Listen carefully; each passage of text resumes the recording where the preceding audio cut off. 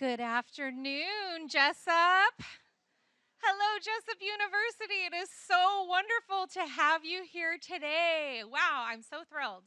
My name is Leanne Varenkamp, and I am the Associate Vice President for Marketing and Enrollment. And I am so thrilled to invite you and celebrate with you the launch of Jessup Plus AI. Yay! Well, we're going to have the opportunity for the technology to be demonstrated to us by the CEO of Axio, Mark Knopfel, who is the partner for Jessup Plus AI. So what I'd love for you to do is to maybe find a plate and find a comfortable spot. And I'm going to invite Mark to come up on the stage, and he's going to spend about 15 or 20 minutes just walking us through what is this new technology, okay? All right, find a place. All right, everyone, we're going to go ahead and get started. Just a pleasure to be here. My name is Mark Knopfel. I am the founder and CEO of Axio AI, which you'll learn about later. This has really just been like a lifelong aspiration for me to figure out how we can make learning more adaptive, go at your own pace, personalized to each and every learner. So what we've done today is we've actually, if you see the QR codes around the room, in this one that's a long one, it's the final QR code, we're allowing you guys to create your own accounts, and you'll just get a little mini sample into the 3 degree programs that are taught by our wonderful faculty. I know get introduced here in a little. And so I'm going to walk you through what that looks like so that you have the steps, and our hope is that you leave here today learning something new on the platform. And so what you're seeing here is actually my administrative account, so you can see some of the degree programs and courses that we offer. And the goal here is that this platform is actually going to navigate a student from enrollment all the way to graduation. And the part I'm going to demo is really how we do the instruction piece. This idea that we can give every student their own one-on-one tutor to make sure that they never feel stuck. So when you scan the QR code, you're going to arrive at a page that looks like this. I'm going to make a test account. I'll say Jessup, say Mark, ribbon cut. I have so many accounts, I have to make an alias. AI, I use a not so safe password. And when you sign up, what you'll see, and you all have this available, so if you were a student, you could actually start your application. Apply today if you're interested. And but if you want to try it before you enroll, you just click join the demo course. And what that's going to do is it's going to send you an email. So use a real email, please. And by clicking on that invite, you'll be able to set your password for your account. And let me show you what that will look like. We'll show this. I'm going to set my password.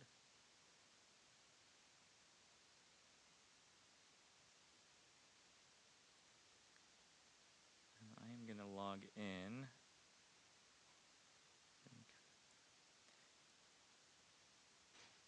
And I'm actually going to go through an onboarding experience. This is probably one thing we'll have to change. So it's interesting, when you go through the actual enrollment flow, when you submit your application, we actually learn a lot about a student, right? They send their personal story and all these letter of recommendations. The whole goal of this platform is the AI gets to know the individual over time so it can really curate their learning path. And so even here in onboarding, Jesse will greet you based on what it's learned about in your application. And it might find out that you played chess. And Ed Rice is going to be your instructor in this class, and he's got a photographic memory or stenographic memory, and it'll start to make connections across the institution that are pretty unbelievable. So in this onboarding experience, since I didn't submit my application, it's going to ask me a few questions to get to know me a little better. And we'll see if the audio works. I don't know, I think I'm plugged in, but... Thrilled to have you here. Before we dive into everything, let me introduce myself. I'm Jesse, your AI companion and success coach throughout your journey in our new and innovative online degree program. Unlike traditional static video lessons, our program is self-paced, highly interactive, and designed to adapt to your unique learning style. From your application, I know you joined us today, but I'd love to get to know a bit more about you to make your experience as engaging and personalized as possible. If you're comfortable sharing, could you tell me about your goals for your studies, your current occupation, if you have one, your career aspirations, any hobbies you enjoy? No pressure at all. Share whatever you feel comfortable with. Once we have this information, you'll be ready to access the rest of the website and enroll in your first class. How does that sound? It sounds great, Axio, or Jesse in this case. My goal for my studies, I'm studying computer science, so I really want to build technology and deliver something that people will use and provide value in their life. I am currently a CEO of an edtech startup. My aspiration is to make sure that everyone in the world has a world-class education that's accessible, affordable, and world-class quality. I love traveling the world with my family and also I don't know, playing video games, we'll say. I've had this tool embarrass me more times than you can imagine because I'll be on a demo with like very important people and he'll bring in Thank the you for sharing, personalization. Mark. It starts talking about games I like. I'm like, shh, stop. And It's so, fantastic to hear about your ambitions and interests. Studying computer science with a goal of building impactful technology aligns perfectly with your career as the CEO of an edtech startup.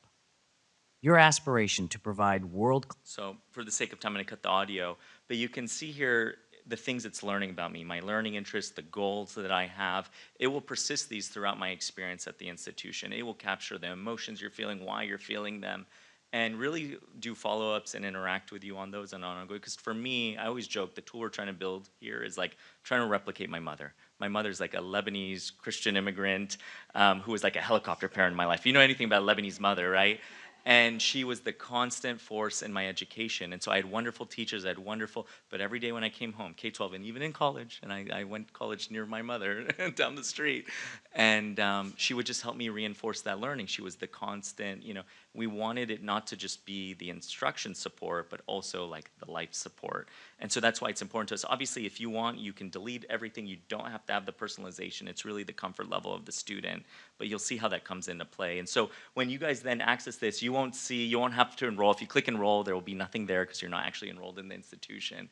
But we created this demo course for you, and if you click on the demo course, it's actually just going to be a sample from our 3-degree programs, the computer science degree, management and leadership, and the paralegal certificate. And so you can go through all of these, you can go through one of them.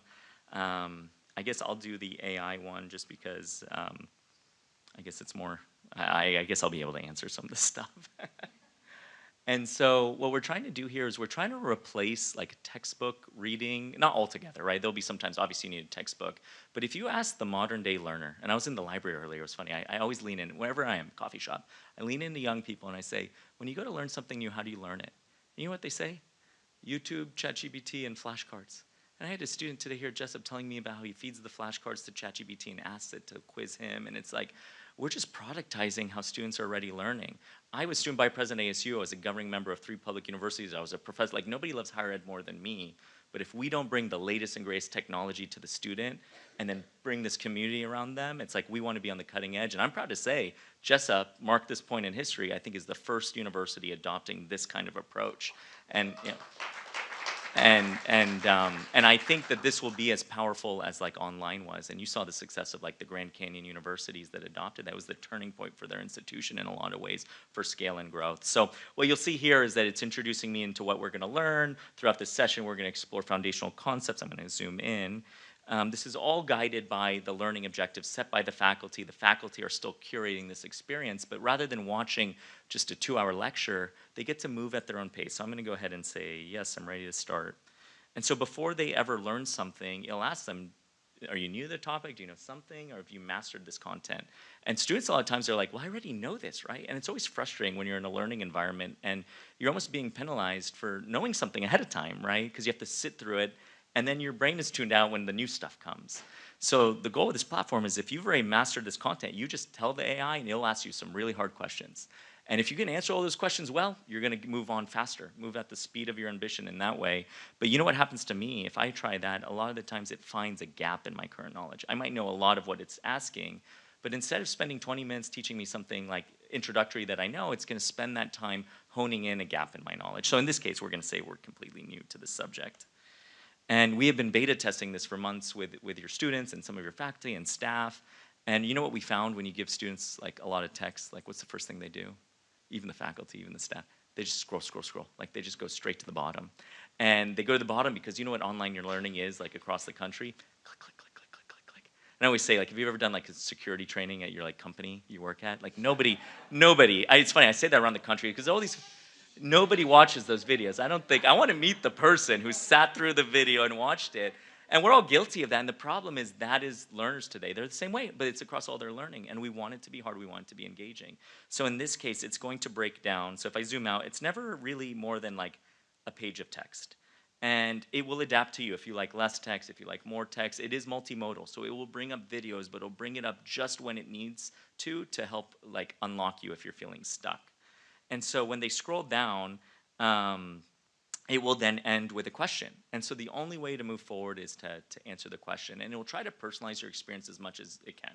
So if you're working at an internship, it'll teach you leadership and management by saying, hey, at Cisco, were you on a Scrum team? Have you done a retrospective? Tell me about your experience, and it'll use that to then teach from. So in this case, because it knows I'm in the ed tech industry, it's going to say, do you think of an interesting application or of these concepts? I'm going to say, yeah, absolutely. I think that machine learning can both be an unlocker for predicting when a student might churn from an institution, but I think with the latest and greatest of generative AI and large language models, we have for the first time the ability to really do just-in-time personalized learning for learners at an immense scale.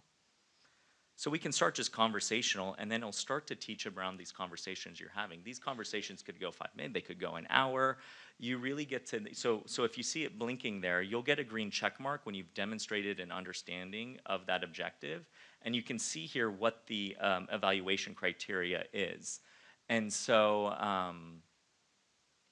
so it's interesting. So it pulled up a machine learning video. So here's the thing for the sample, and I can change this. But we're not using the Jessup videos because you guys aren't paying to be enrolled, so we're just like letting it pull open-ended videos for sample's sake.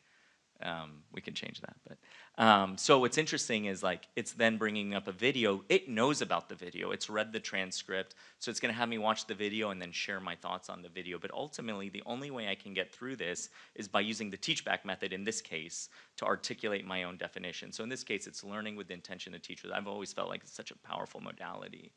And I want to make clear, these are not the assessments. So when we do the assessments, obviously the teacher can deliver assessment like they always have, but we actually have a oral assessment that as long as you don't have an accessibility issue, we actually time the cadence of the conversation. So you could cheat this experience, that's fine, the student's cheating themselves. When they get to the assessment, the AI will ask a question. It'll wait about 2 or 3 seconds for you to start to answer. And if you haven't started to answer, you don't know it, right? Like ultimately we do not give you enough time to cheat it, and it really removes this idea of having to proctor at scale or anything like that. So I know we're short on time. I don't know if we were going to do a question or two, but that is the core concept. A lot of what's nice about this is that this data will go back to Dr. Hill, to the faculty member in real time. The minute they get the check mark, we have a system of AI that goes through that conversation and determines where was the students excited, where did they lean in, where did they get stuck.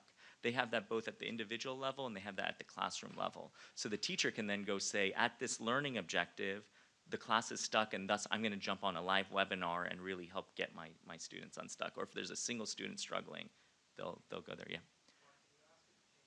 Yeah, absolutely. Hey, Jesse, I am about to go to Spain soon, trying to practice my Spanish. Can we do the rest of this learning experience in Spanish? Do you want a different language? We should do Romanian. We'll do. So this will be with an English accent. And if you see, it does take a little longer to respond because there's a lot happening behind the scenes. We're using multiple agents. One, to make sure that anything that comes out is aligned with our values, is aligned with our textbooks, is aligned. So here we go. Let's see. I can turn the volume. It's decent. So is it Romanian, the language? We got to do it for the fun. We'll end the demo. Romanian, okay. Actually, I want to learn Romanian. Can we do the rest of the activity in Romanian? So yes, there is a team working behind the scenes to assess you against evaluation criteria, to bring in the personalization, to anchor to our institutional values. And so you'll see Jesse will bring up scripture sometimes if it's relevant to the learning. And that's unique to Jessup because of the global values and a faith alignment that we have. So is that decent? I know, I don't know why. It's like the volume turned off. It is funny. It's like an American accent, but we can bring in any accent too. And so the idea here is global scale, global impact. We basically create all these activities off your existing curriculum, scope and sequence. So we were able to create these interactive experiences. Your faculty went and helped curate that. And we're also able to deploy new courses at scale. So if people want to learn about large language models, it's a new topic. Well, you guys can deploy that overnight, anchor it to a faculty member, deliver that to your alumni at a speed that we couldn't before. So I feel just totally blessed to be doing this partnership with you. This has been a long-time passion of mine, just being a lifelong learner, and just excited about what the opportunities will be. Any other questions? Do you want me to do any other party trick, Aline?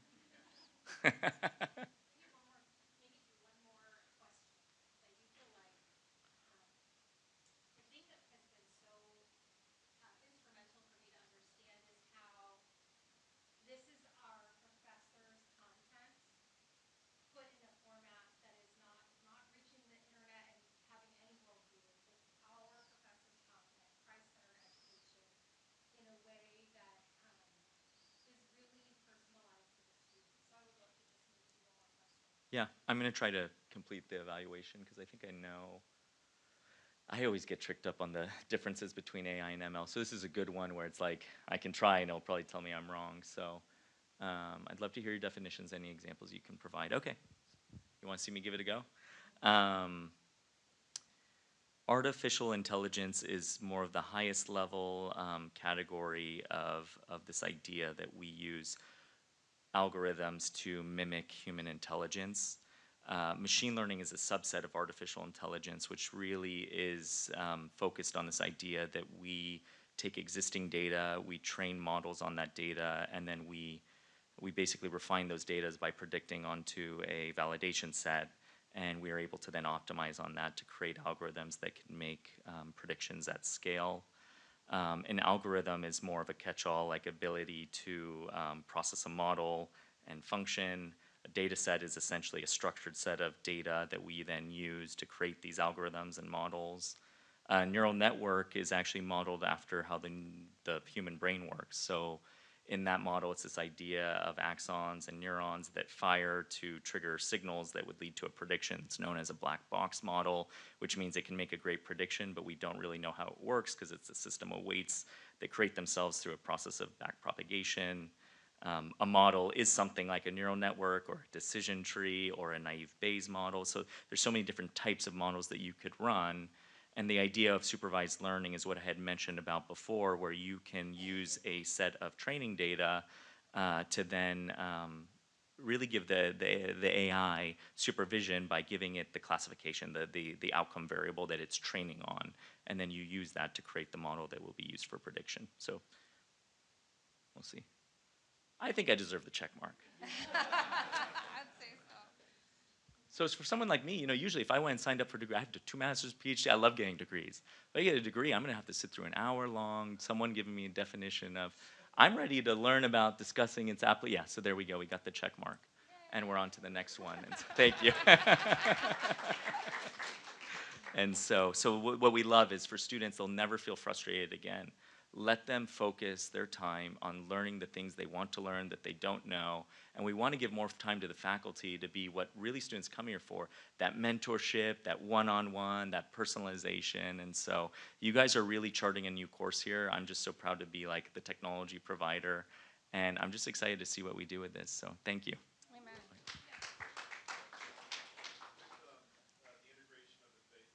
Yeah.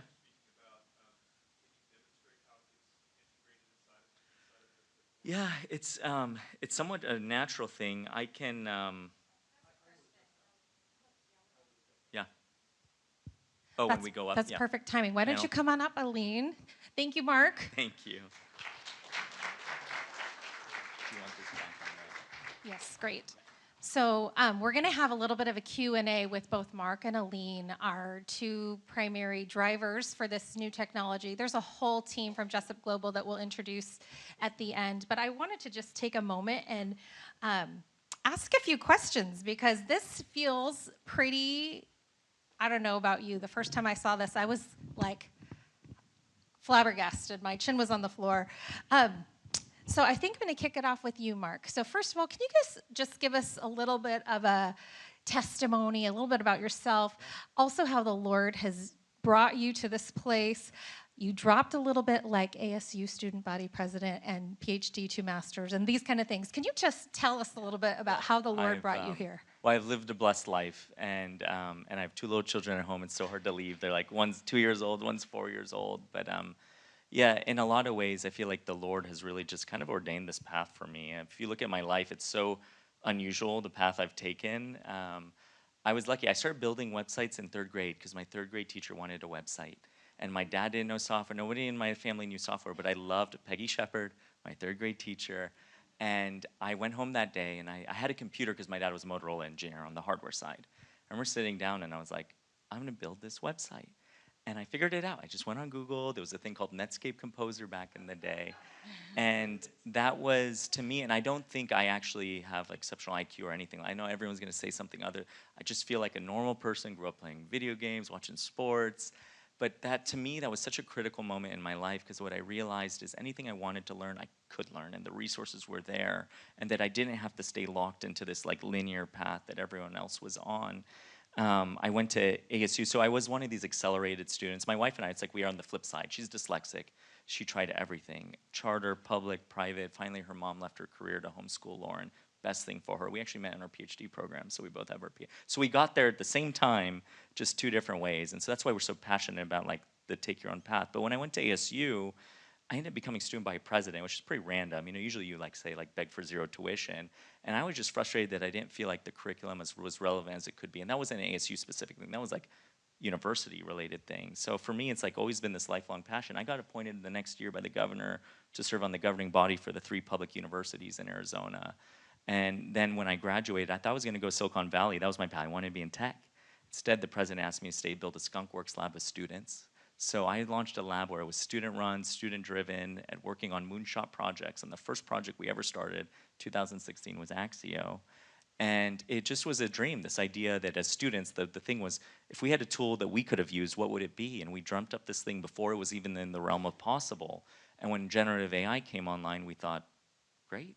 And trust me, this tool's freaking me out. That's why I'm doing the company, right? Like when you have kids, you know this is going to be part of their future, and you can either let the Silicon Valley companies decide what that tool's going to be, or you can take it on and say, we're going to craft it with partners we trust to do it. And someone said it earlier today, when it comes down to like me feeling like just blessed on this path, Angela, I think, said, she's like, you're so uniquely positioned, because there's going to be so much opposition to something like this, and I recognize that. But she's like, well, you were a student body president, so they can't, you know what the students want. You were a student, you've governed universities, you were a professor, I've been all these roles, and I'm still advocating for something that, like, if I had a scarcity mindset, I'd be like, no, let's not give this. And I just, it will be a tough, like, road ahead to make sure we do this and do it the right way. But I do feel like I'm here for a reason to do that, and I just feel blessed to work with Jessup as our first institution to launch this. It just feels right. Yes, amen. So, so actually, this is going to be a fun story. How did this partnership even happen? This sort of feels like a God kerplunk to me. I would love, Mark, for you to share. I can't even. It's like once you meet Aline, you like don't unmeet Aline. It's like, it's like so over. Like now I see him I hear from him every day. He calls me every day. He's like on my phone. It's like my mother. And then Aline, he's like beating my like helicopter mother right now. And I think it was a mutual friend. He actually came the minute he heard about this technology. Flew to Arizona. At the time, our company was like in a bunker, underground, no windows. Like I love the skunkworks feel, if you know what skunkworks. Every good idea. It's like you want to be just locked up with like brilliant people building something. And I think he saw it right away. And I think that's the beauty of Aline, is he'll cut through so much red tape. Like when he was willing to lean in and he saw that vision, he said, we're going to do whatever it takes to be a first mover, because we can't afford not to be. And it was interesting. I won't say which university it was, but I got forwarded a thread to like 2 weeks ago after this announcement came online. It was from a pretty big university that was talking to someone else. And they saw the press release, and they were like, man, like, they beat us to the punch or whatever, And they said, oh, I know Aline. they said, was Aline involved? And then the person asked me, and I said, absolutely. And I said, and they said only the nicest things about Aline. They said, if we had an Aline at our institution, maybe we would have gone there first. And so, like, the testament to Aline.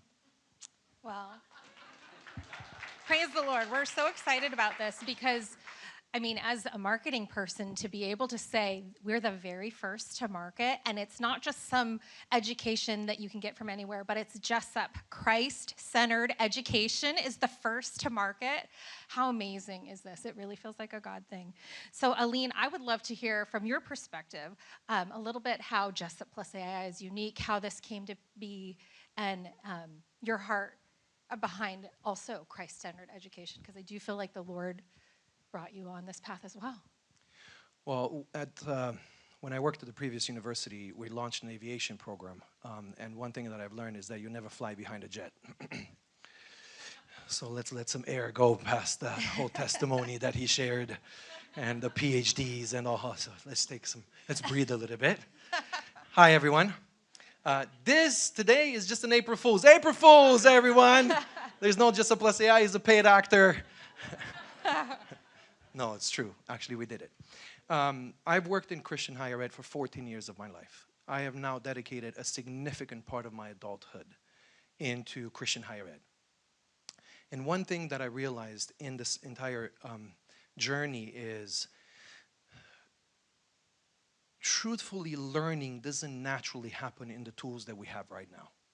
And the only limitation that we have to the formation, and the only reason it works, is because somehow behind the computer and the other computer are two people trying to connect. A professor trying to pour themselves into the students. And the only limitation and the barrier to that was technology, truly was technology, for many, many years. That's why I joined I moved from the bright, beautiful side of academia into the other side and beautiful side of business and innovation. And I launched Ready for Online, which is the first instructional design software in the market. And it took me 3-4 years, and we built it, and right before we launched it, COVID came. And nobody wanted to do online. Actually, everybody did online. And it took a step back, and I said, but we developed tools to actually help, and then all of a sudden, right after that, AI explodes. And I realized for the first time, we have a huge opportunity to really minimize the noise of technology and somehow allow people to connect more directly with people, because I really believe that's where formation happens. That God puts something in when 2 people come together, 3 people come together, and community is formed, and transformation happens. And it took me 20 minutes. I went in the bunker. Every good idea started in a garage or a basement somewhere, apparently. I went in the bunker, and they showed me for 20 minutes. I even stopped them during the presentation. I'm like, I'm ready. And they're like, no, we have more tools to show you. I'm like, no, I'm ready. I'm ready. Let's start this journey of moving this into a learning management system into higher ed. And I'm so thankful, because I truly believe, first of all, I'm thankful that we're doing it at Jessup. And I'm thankful that Christian higher ed should be on the bleeding edge. I've always said Christians should be the best researchers in the world, because our pursuit is the pursuit of truth. And we want to know the truth. And not only that, but it's also integrity, so we can show how we got to the truth, which is half of research. For a lot of people have a problem with that. And Christians should be the best researchers. And Christians should be innovators. We've always innovated through the history of time. We've always been over there. And here we are. We need to regain the place, because if not, we're bottom feeders. And we're taking everything that everybody creates, and we try to adapt. And how do I use this at my church? No. We want to be in the forefront of that. So this partnership is truly a blessing for a lot. I know that some people are concerned about the innovation, and I really believe our work, a lot of our work as Christians, is redeeming. And I do believe we need to redeem AI, because this genie is not going to go back in the bottle. It's not. Somebody said the name 3 times. It's now everywhere, and it's not going to go back in the bottle. So we have to redeem it and use it for the glory of God. And so that's why I'm really thankful for this partnership, and for the fact that I think we're going to do some fantastic things. Next question for you, Aline. So God has definitely orchestrated your paths, prepared you. What is the next? What does the future look like from here? I know in the bell curve of adoption, we're right at the innovation stage. We're hoping to get early adopters even today. What's next after that? So I want to answer a question that Lance asked, because I think it's a pertinent question. How do we use this technology to actually share Christian worldview, which is so really embedded in the DNA of Jessup. We do it in two ways, and clearly the technology side, Mark can speak to that. But on this SIS and CRM side, it asks us to provide the mission, vision, and the values of the university. And then through the onboarding, through every assignment, this Jessup Plus AI will reinforce that to the student in conversations where they don't even see it happening. So they're saying, do you know at Jessup we're about this and this and this? And we don't have a chance to do that in Canvas or in Blackboard or in Moodle. The content is static, but it just puts that in front of the student. Two, when we build a course, there's an area where you can actually add a file, and AI will teach against that file, and that is the integration of faith and learning. And it's a long document put together by a team here at Jessup, and it's really well done. And AI will teach against that, will constantly reinforce that. But three, this is the part that I'm excited. I think we're going to give back anywhere between 10 to 15 hours a week to the faculty. And the only thing we want to ask them to do is spend time with students. They don't have to grade. They don't have to get in discussion boards. A lot of people teaching online right now are clapping in their hearts. Don't show yourself. But we're giving them back time, and not to just spend it somewhere else, to actually invest very deeply in face-to-face, in Zoom, in interactions with students, and do that mentoring, that one-on-one mentoring that right now we would not be able to do it at scale at all. We would not be able to pay another faculty just to spend a lot of hours with the students because they're busy grading and doing all kinds of things that are, a lot of them are administrative at task. So for me, I think the future, first of all, we have to take on the world. I have a blessing of sitting around people that grew a university to 100,000 students and meet with them online, and what they told me is, so a lot of people want to grow online right now, and that's impossible. That ship has sailed. It's gone. The next frontier is the world. And I think Jessup, like we have the viewer here from here, I really think Jessup needs to take on the world. We can teach in any language on earth with just a click of a button, any language on planet Earth. We can actually mentor and go and involve every nation. I think I read somewhere in a book that says that we have to go to every nation and really put the truth of the gospel in front of as many people as possible. For us right now, what starts today, even though Jessup has a very strong legacy already, strong legacy in higher ed, your name is going in places beyond the recognition. The tradition of faculty have done that for us. And on those shoulders, we really should take Jessup to the world. So do you have any closing thoughts, any announcements, I know you want to call out the wonderful staff as well. Yes, I do. I have prepared a very intentional, normally I rarely speak with notes, but I have prepared a very intentional thank you. So give me 1 second here. So it's my responsibility to highlight how Jessup blends AI and Christ-centered education. But first, let me start with a few thank yous. The president of ASU, Michael Crow, was caught on Instagram really venting, just like hardcore venting, against Elon Musk and Steve Jobs. And he did a fantastic job. This is what he said. He said he held up his iPhone, the president of ASU, held out his iPhone and said, you see this iPhone right here? He said, there are at least 5,000 groups of academic researchers that have made this possible, of faculty and academicians that have made this possible. And he called them, those are the invisible hands of the researchers that drove its progress. He shared that for every revolutionary technological advancement like an iPhone or SpaceX or all these, there are thousands of academic researchers whose virtually unknown work made that technology possible. That's our faculty. For years and years, this is now going on close to 90 years of Jessup history, you were the invisible hands.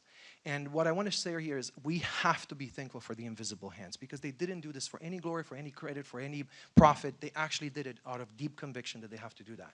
But I also want to praise the visible hands, the marketers and the promoters and the geniuses and the, oh man, Elon Musk, okay, hold on. Somebody else, like if people have problems with Elon Musk, I'll use any other genius. These people that have taken that, and Mark is different because Mark is in the middle.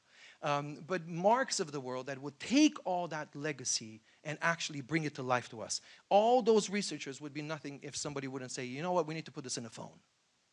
and now we can use it. So I'd like to thank you for the contribution of knowledge at Jessup, the work that you've done.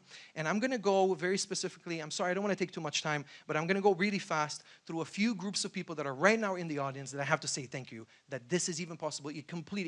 Without even one of these groups of people, this would not be possible. Number one, I want to start with Jessup Global Team, led with excellence by Dr. Linda Somerville. If you're here, make some noise. Raise your hand, Jessup Global Team, raise your hand so people see where you're at. Raise your hand, look at them, look at them, look at them. Yes. The Jessup Global faculty partners, the founding fathers of our faculty right here, the faculty of Jessup Global that partner with us, Dr. Ed Rice, Dr. Aaron Hill, Dr. Mark Ellis. Your humility, professionalism, pioneering spirit not only made this possible, it fueled and fuels what we do. Thank you. Our Axio partner, Dr. Mark Knopfel and his team, The Most Invisible Hand. These people work at night. I don't know how they do it. They stay up like a month at a time, who are taking the world by storm and somehow in God's economy decided to connect with our community and we can get to do some extraordinary things together. Thank you. Thank you. The hosts of today, the Jessup Enrollment and Marketing Team, led by our very own Angela and Leanne. Wherever you are, thank you from the bottom of our hearts. You are truly exceptional at what you do. Please raise the water soda glass that keeps you going, whatever you use. If you're a part of the enrollment management team and the marketing team, thank you so much. Ben Huffman and your team. Woo! Look at this, look at this. You are refreshingly open from day one to something that I know it has turned your world upside down. I know for a fact. So thank you for functioning upside down for us to be able to see straight today. Thank you. Kay and Tina have their own zip code. So if you don't know Kay and Tina at Jessup, you don't work at Jessup. And not only Jessup, but in this development, their unwavering posture towards moving us forward in the midst of holding everything together with duct tape and a prayer is beyond commendable. So thank you. Thank you. Mr. Escamilla, the faculty and staff of Jessup, on whose shoulder we stand today and who are the true invisible hand that have carried Jessup since its founding till today. Please take a moment to give yourself a round of applause all around the room. Student success, faculty, staff, everybody at Jessup. Wonderful job. Thank you for allowing this to happen.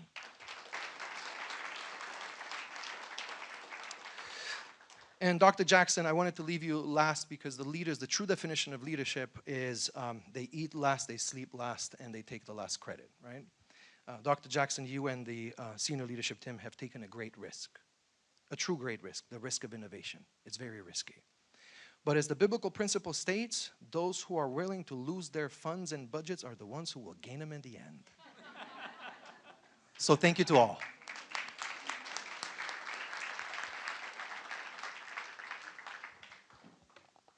That is actually a great introduction. Let's invite our president, Dr. John Jackson. Thank you, Leanne. Thank you, Mark, and I'll let you.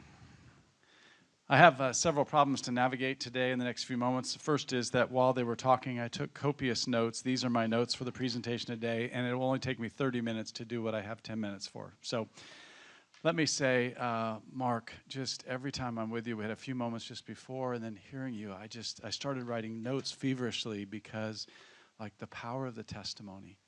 I just love Jesus in you, and I so desperately want to meet your helicopter mom. She feels to me like she embodies everything that I love about parenting.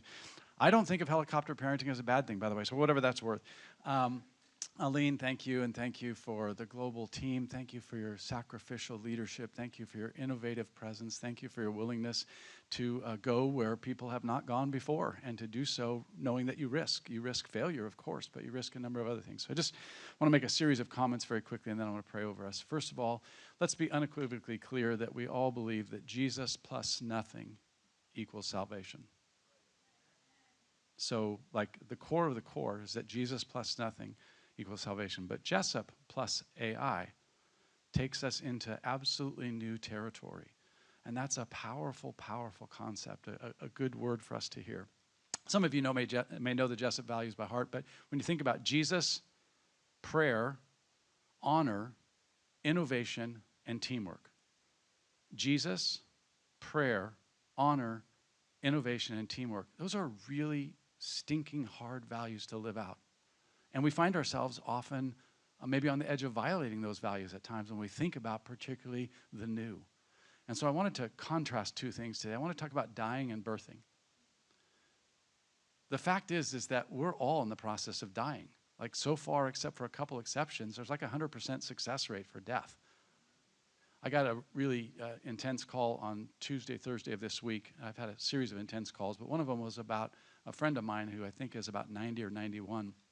And the hospital has indicated that he doesn't have much longer to live. So in the midst of insanity, personally, I drove 2.5 hours Saturday to go be with my 90-year-old friend and to spend an hour with him and to pray with he and his family. And he knows that humanly speaking, he's in the process of dying. Jesus can do a miracle at any moment, extend his life for as long as he wants, but humanly speaking, he's on the edge of dying. It was such a beautiful conversation because in his thinking about dying, he's not giving up. He's going up. He's in that victorious moment where he's just literally in the presence of the Lord. And so as I got a chance to be with my friend, we just talked about what his life has been like and how he's been just so privileged to be able to sow seeds.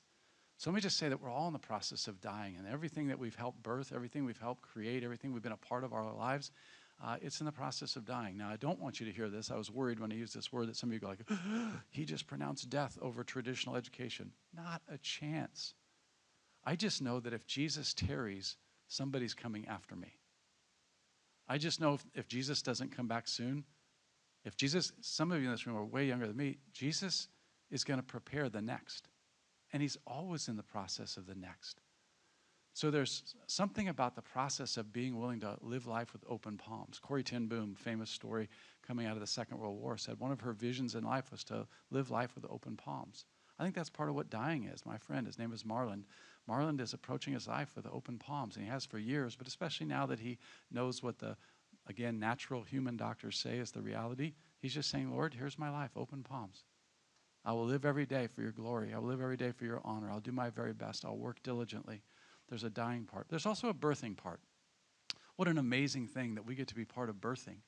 If you've had the experience of natural birth or you've had an adoption, you know that the joy of newness, of freshness of life. But did you also know this, that it's messy? Did any of you give birth to perfect kids? Like, come on. Children who didn't cry, children who didn't have an inability to say what they needed, just the chaos of birth. That's just part of our story. Birthing is messy. Innovation's messy. It always is.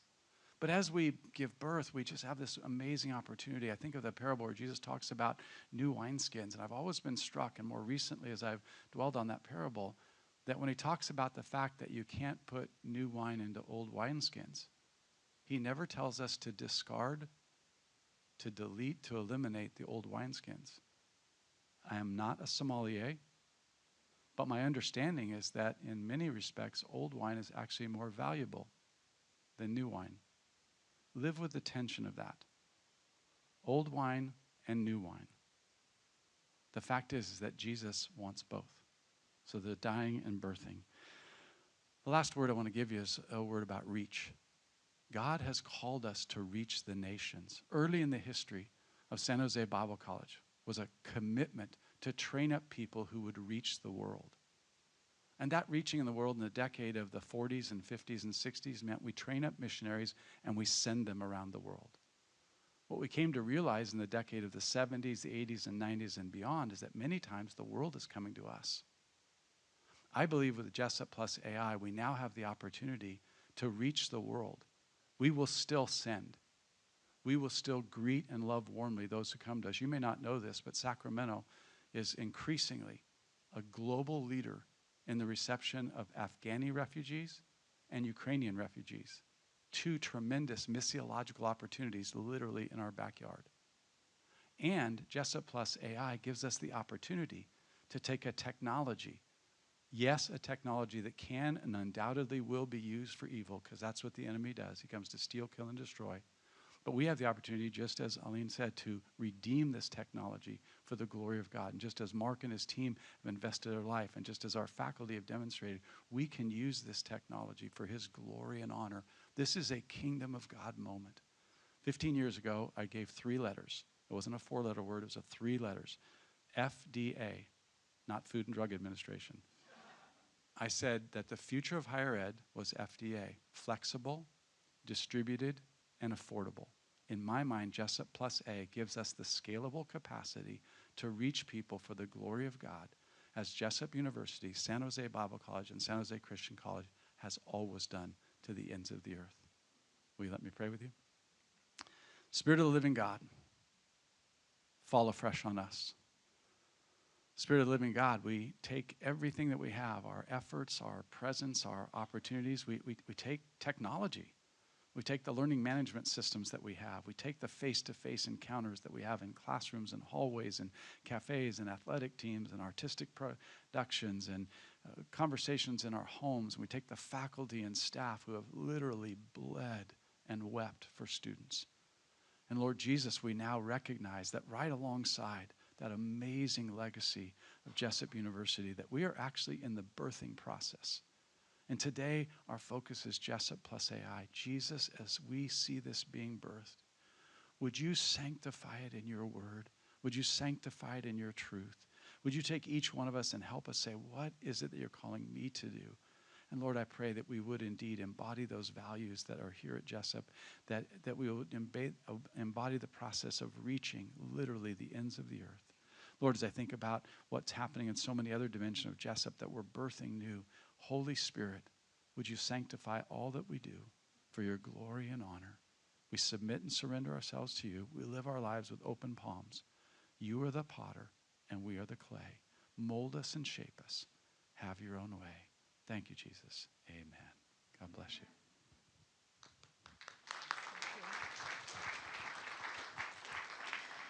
Well, it is time for our ribbon cutting. So I would love to invite the entire Jessup Global team to the stage because we want to celebrate with you. We'll get some great photos as well. This whole wonderful team, come on up.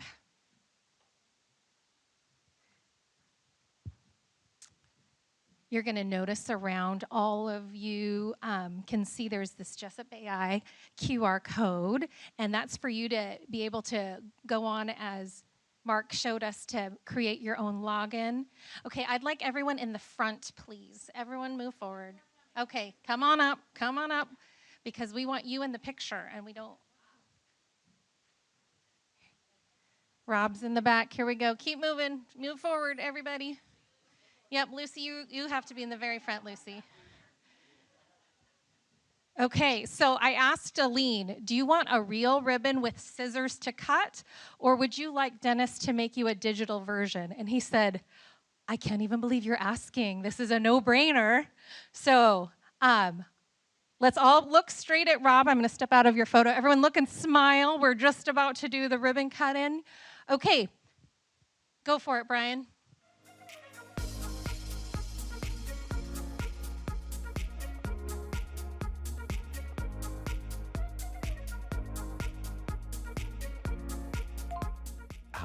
Jesse here.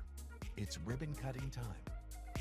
5, 4, 3, 2, 1.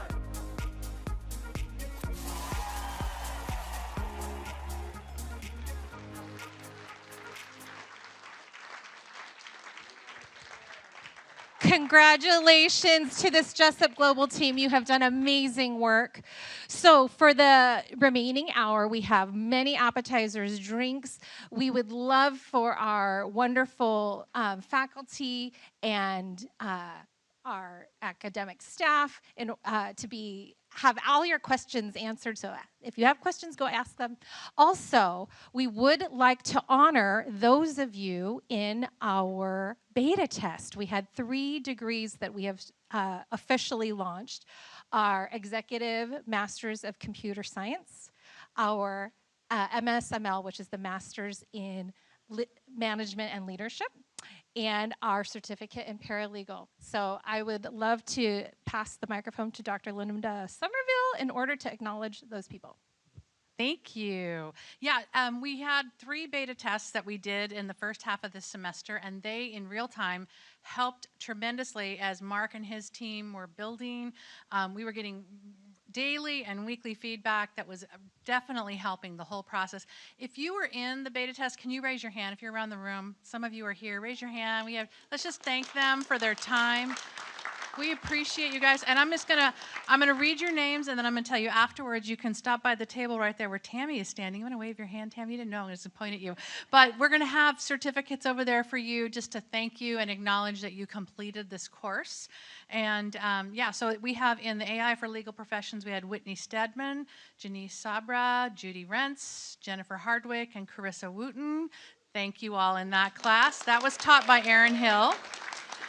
In the Foundations in Artificial Intelligence course taught by Ed Rice, we had Brian Byrne, Norm McDonald, Brad Wagner, Belinda Silva, and Joshua Taylor. Let's thank them.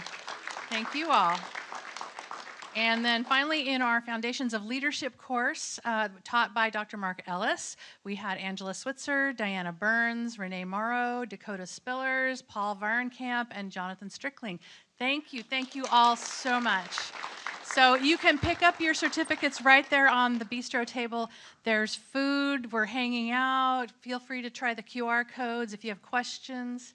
And Aline has more. There's a few computers that we put where you can actually demo. So you can go to the computer, get in the class, play with it, and use the QR code to go to the internet. And on behalf of Jessup Global Team, thank you so much for coming. So many people through storms and rains. I can't believe that. I came from Portland to sunshine here. That didn't work. So thank you. Thank you for being here today.